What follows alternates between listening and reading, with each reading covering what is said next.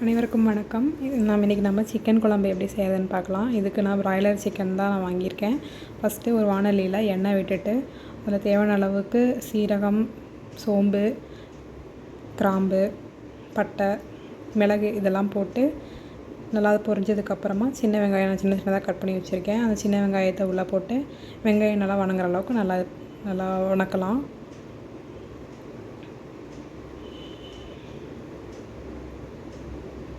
நல்லா வணங்கினதுக்கப்புறமா பூண்டு கொஞ்சம், இஞ்சி கொஞ்சம் தேவையான அளவுக்கு போட்டு அதோடு சேர்த்து நல்லா வணக்கலாம். ஓரளவுக்கு வணங்கிடுச்சு.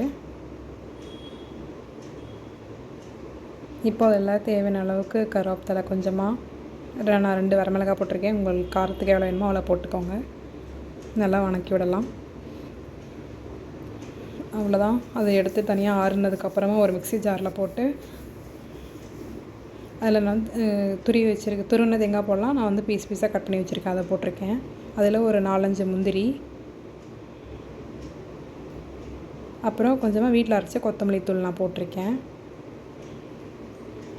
அதை அரைச்சி வச்சுக்கலாம். அடுத்து இன்னொரு அதே வாணலியில் கொஞ்சமாக எண்ணெய் விட்டுட்டு நல்லெண்ணெய் விட்டால் டேஸ்ட்டாக இருக்கும். நல்லெண்ணெய் போட்டுக்கோங்க. அதில் கொஞ்சம் சோம்பு, கொஞ்சம் 2 கிராம்பு போட்டிருக்கேன், சீரகம் கொஞ்சம். இந்த நல்லெண்ணெய் பண்ணுறப்ப டேஸ்ட்டு சூப்பராக இருக்கும். அப்புறம் பெரிய வெங்காயம் சின்ன சின்னதாக கட் பண்ணி வச்சுருக்கேன். அதை உள்ளே போட்டு நல்லா வணக்கி விடலாம்.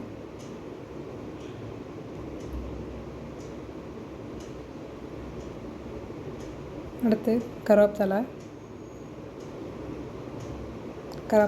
போட்டுட்டு தேவையான அளவுக்கு, அப்புறம் தக்காளி நான் 2 தக்காளி போட்டிருக்கேன். உங்களுக்கு எவ்வளோ வேணுமோ அந்த அளவுக்கு போட்டுக்கலாம். வெங்காயம் தக்காளி நல்லா வணங்கணும். இதுக்காக நான் நல்லா வணங்குறதுக்காக கல்லுப்பு கொஞ்சம் போட்டிருக்கேன், வணக்கிறதுக்காக.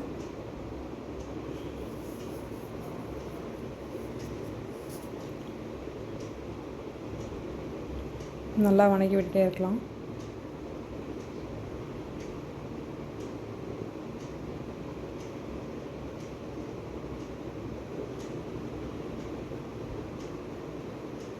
நல்லா வணங்கிட்டு இருக்குது.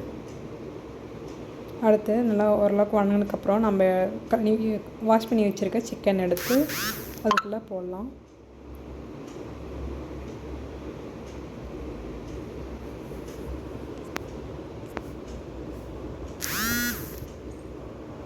சிக்கன் போட்டு நல்லா எல்லாத்தையும் மிக்ஸ் பண்ணி விடலாம்.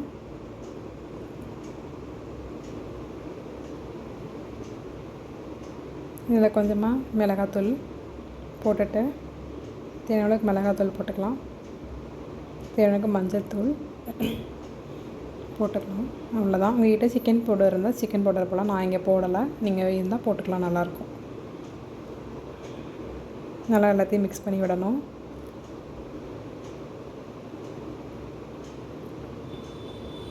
மிக்ஸ் பண்ணதுக்கப்புறமா இன்னும் கொஞ்சம் நம்ம குழம்புக்கு எவ்வளோ உப்பு தேவையோ அந்தளவுக்கு உப்பு நான் ஓரளவுக்கு போட்டுக்கலாம். இப்போ பாருங்க கொதிச்சிட்ருக்கு.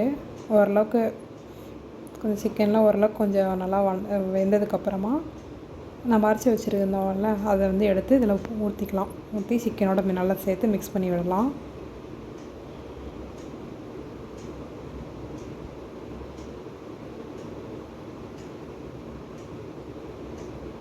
கொஞ்சம் நேரம் அப்படி மூடிக்கலாம். நல்லா கொதி வரட்டும், பச்சை வாசமெல்லாம் போகட்டும். இப்போ நல்லா கொதிக்குது பாருங்கள். அதே டைம் சிக்கன் நல்லா வேகணும், பச்சை வாசமெல்லாம் போகணும். நல்லா கொஞ்ச நேரம் கழித்து ஓப்பன் பண்ணி மிக்ஸ் பண்ணி விட்டுட்டு நல்லா கொதி வருது. அப்படி ஓப்பன் பண்ணி மிக்ஸ் பண்ணி விட்டுட்டு மறுபடியும் உடைச்சிடலாம்.